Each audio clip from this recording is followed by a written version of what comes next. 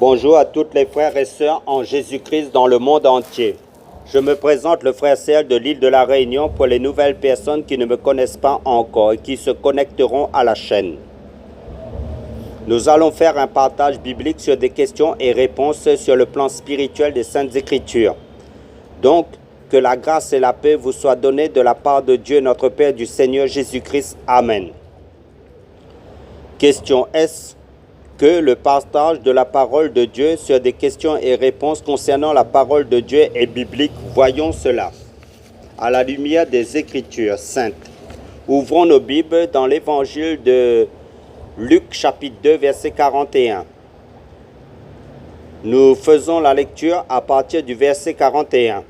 Les parents de Jésus allaient chaque année à Jérusalem à la fête de Pâques. Lorsqu'il fut âgé de 12 ans, ils y montèrent selon la coutume de la fête. Puis, quand les jours furent écoulés et qu'ils s'en retournèrent, l'enfant Jésus resta à Jérusalem. Son père et sa mère ne s'en aperçurent pas. Croyant qu'il était avec leurs compagnons de voyage, ils firent une journée de chemin et le cherchèrent parmi leurs parents et leurs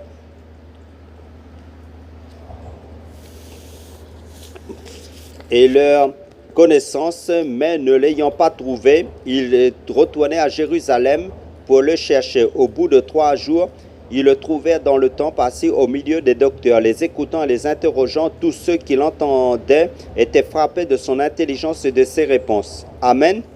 Vous voyez, frères et sœurs, les questions et réponses est bien biblique concernant les choses de Dieu. Et vous ferez le constat en lisant les évangiles que les disciples avaient cet état d'esprit de toujours questionner Jésus pour avoir des réponses, pour avoir l'éclairage à leurs questions. Parce que Jésus, c'est la sagesse même, la solution, la réponse par excellence à toutes nos questions qu'on se pose. Amen. Là, nous sommes sous la nouvelle alliance, mais sous l'ancienne alliance, il y avait cet état d'esprit de questions et réponses à l'époque de Salomon. Bien que Salomon était une image, un type, une préfiguration de Jésus-Christ, bien qu'imparfait, avait reçu la sagesse de Dieu. La reine de Séba sortit de l'Afrique pour aller jusqu'à Jérusalem. Elle se rendit auprès de Salomon et elle lui dit tout ce qu'elle avait dans le cœur. Salomon répondit à toutes ces questions par l'Esprit de Dieu et il n'y eut rien que le roi Salomon ne sache lui expliquer. Amen. Si vous lisez 1 Roi chapitre 10.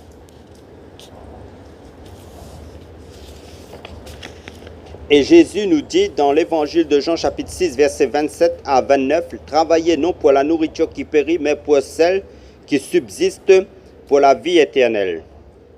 Et que le Fils de l'homme vous donnera, car c'est lui que le Père, que Dieu lui-même a marqué de son sceau. » Ils lui dirent: « Que devons-nous faire pour accomplir les œuvres de Dieu ?» Jésus leur répondit: « L'œuvre de Dieu, c'est que vous croyez en celui qu'il a envoyé. » Amen.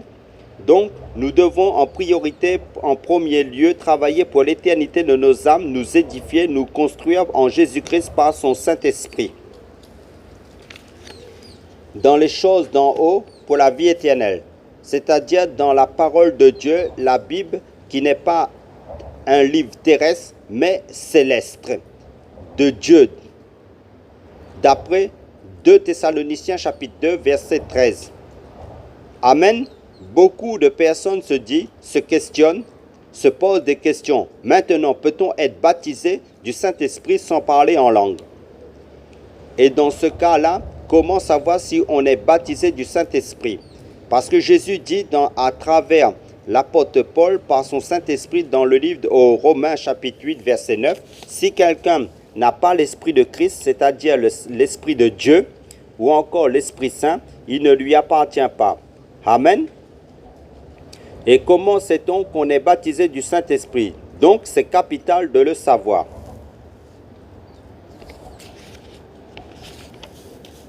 Amen.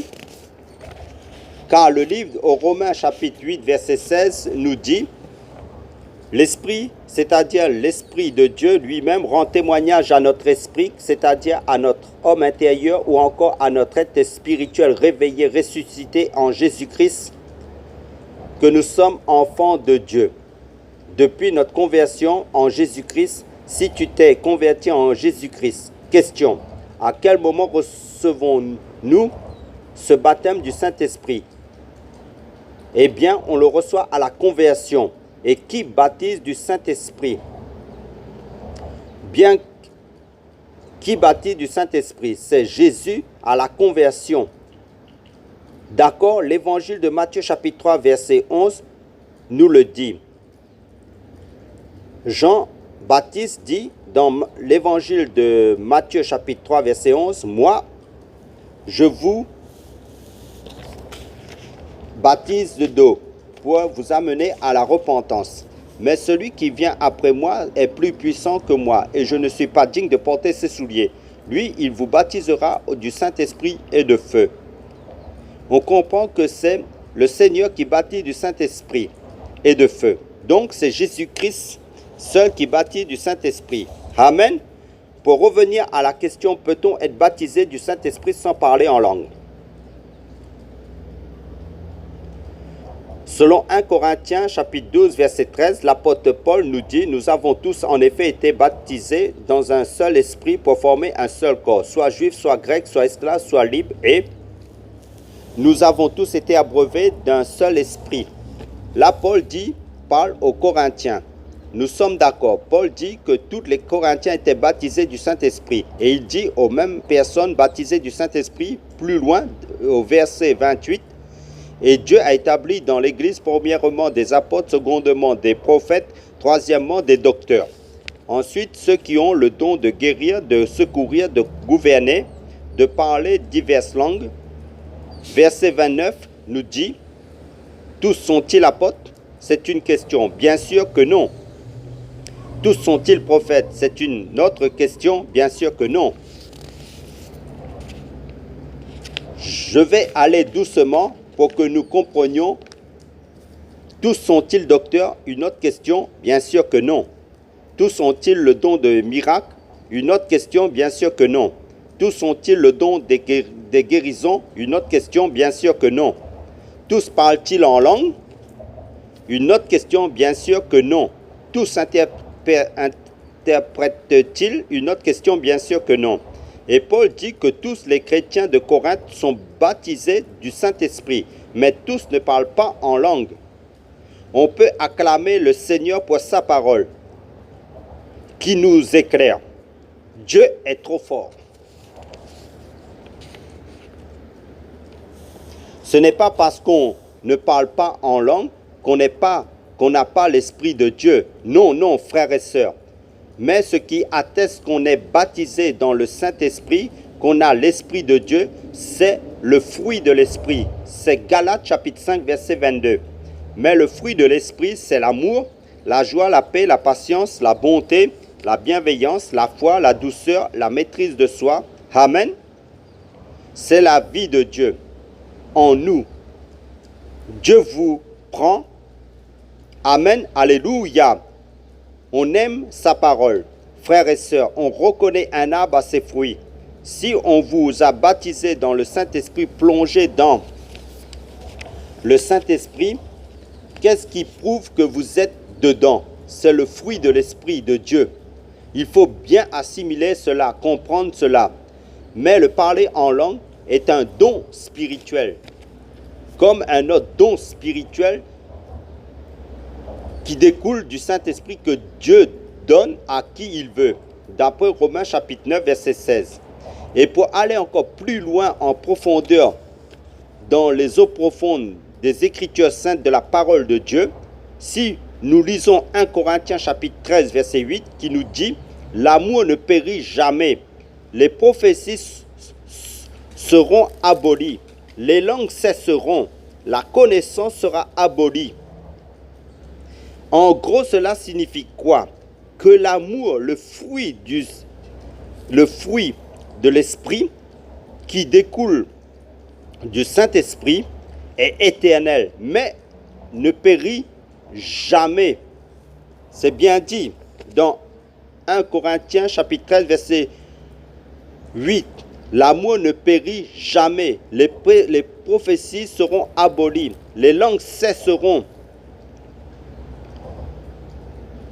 L'amour est éternel, mais les langues cesseront. C'est la parole de Dieu qui le dit. Voilà qui atteste, qui confirme encore qu'on est baptisé dans le Saint-Esprit. Un autre passage qui me vient, merci Saint-Esprit, 1 Corinthiens chapitre 13, verset 13. Maintenant donc, trois choses demeurent. La foi, l'espérance, l'amour. Mais la plus grande de ces choses, c'est l'amour. L'amour qui découle du Saint-Esprit. Car le livre de Romains chapitre 5 verset 5 nous dit « Car l'amour de Dieu est répandu dans nos cœurs par le Saint-Esprit. » Amen. Donc c'est le fruit de l'Esprit qui atteste que quelqu'un est baptisé du Saint-Esprit. Amen. Que Dieu vous bénisse. Prions frères et sœurs. Père, nous te bénissons, nous te rendons toute la gloire. Merci pour ton Saint-Esprit dans chacun de nous, tes enfants en Jésus-Christ convertis. Merci d'amplifier, de faire croître, de pratiquer ton amour dans nos vies envers les autres chaque jour durant tout le temps qui nous reste à vivre sur cette terre, Père, dans le nom puissant du Seigneur Jésus-Christ. Amen.